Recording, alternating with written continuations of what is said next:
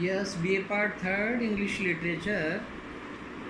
I have been teaching you the life of Robert Browning, and today we will further research his life as well as we will discuss his poem My Last Duchess also before starting to teach the text.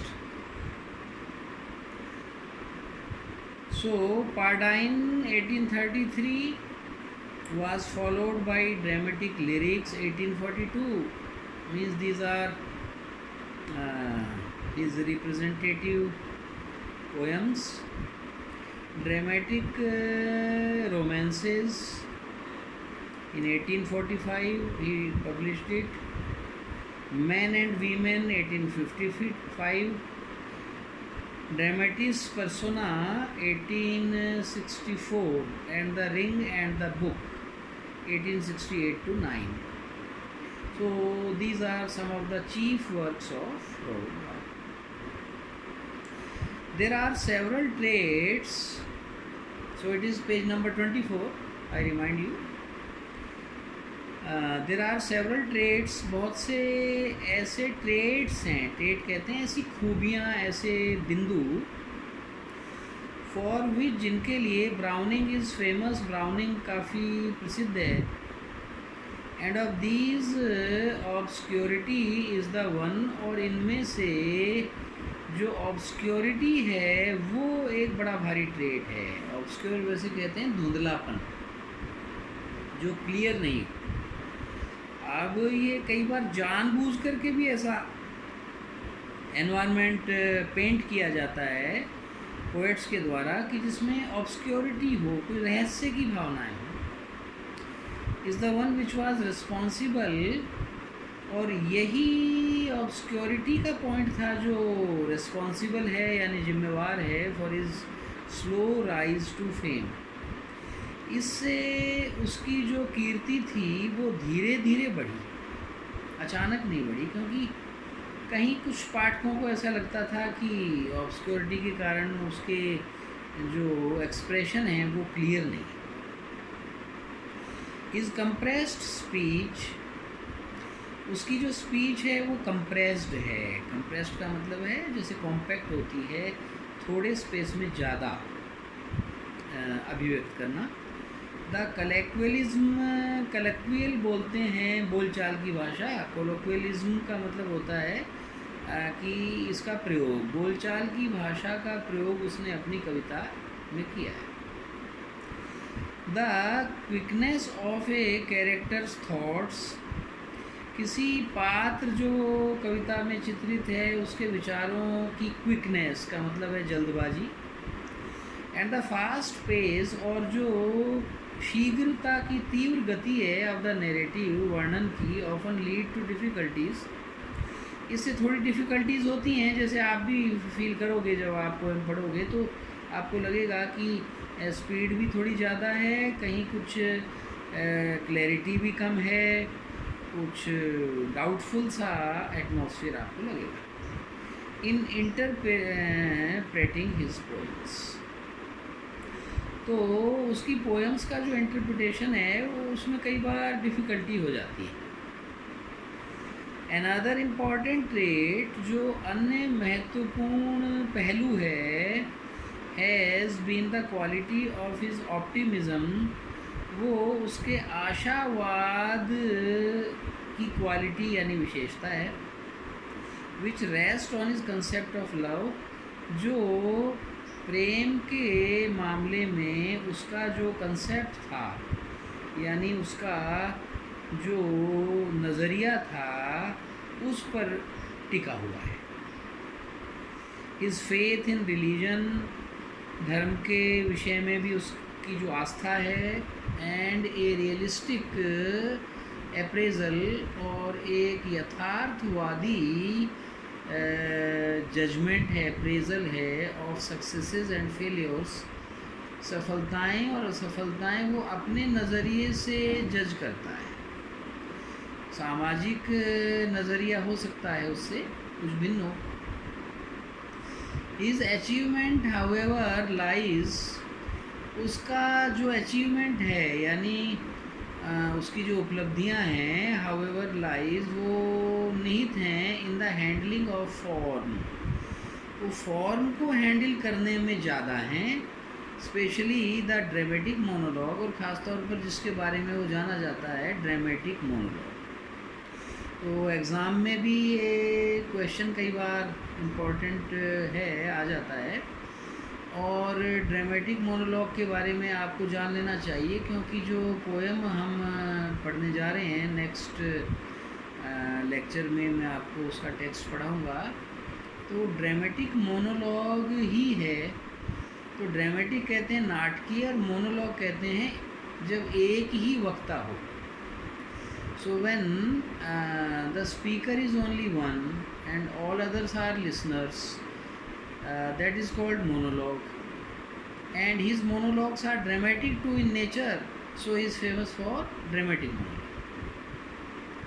and his grasp of the psychological aspects, और उसकी जो पकड़ है, grasp कहते हैं जो पकड़ है उसकी, ऑफ द साइकोलॉजिकल एस्पेक्ट्स, मनोवैज्ञानिक पहलुओं पर, of human nature, human nature की, मानवीय प्रकृति की जो साइकोलॉजिकल एस्पेक्ट्स हैं, मानवीय प्रकृति के जो मनोवैज्ञानिक पहलू हैं, उस पर उसकी पकड़ जो है वो भी इस मामले में उसकी हैंडलिंग काफ़ी अच्छी है। तो फॉर्म की, ड्रामेटिक मोनोलॉग की, और साइकोलॉजिकल एस्पेक्ट्स जो ह्यूमन नेचर के हैं, मानवीय स्वभाव में कौन कौन से मनोवैज्ञानिक तथ्य होते हैं, तो इनके बारे में वो काफ़ी बढ़िया उसने इसको हैंडल किया है। अब हम माई लास्ट डचेस के बारे में भी कुछ जान लें टेक्स्ट पढ़ने से पहले। तो डचेस कहते हैं ड्यूक का फेमिनिन जेंडर है। तो पहले राजशाही थी, हर जगह ही, इंग्लैंड में भी थी। तो ड्यूक एक बहुत बड़ा ओहदा था, एक पद था सामंतवाद में, और ड्यूक की पत्नी डचेस हो गई।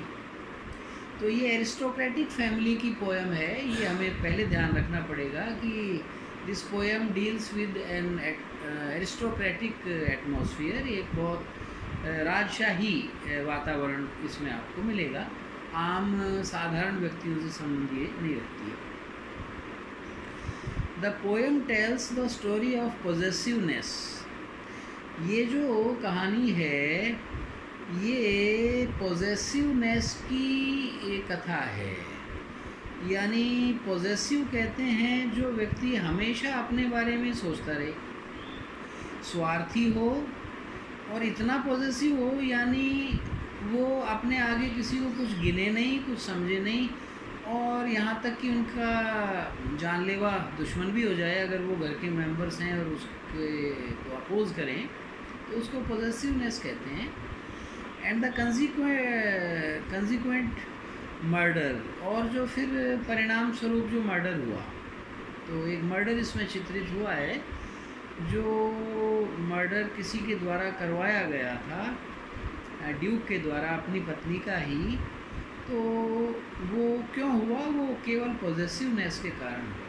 वो इतना संकीर्ण मनोवृत्ति का है, इतना ज़्यादा अहमवादी है, ईगोटिस्टिक है रादर, क्योंकि वो आगे आपको पता चलेगा। तो उसके बारे में ये स्टोरी बताती है। Written in the form of a dramatic monologue, एक ड्रामेटिक मोनोलॉग के रूप में ये लिखी गई है, यानी केवल ड्यूक ही इसमें बोलेगा, आप देखेंगे कोई दूसरा नहीं बोलेगा।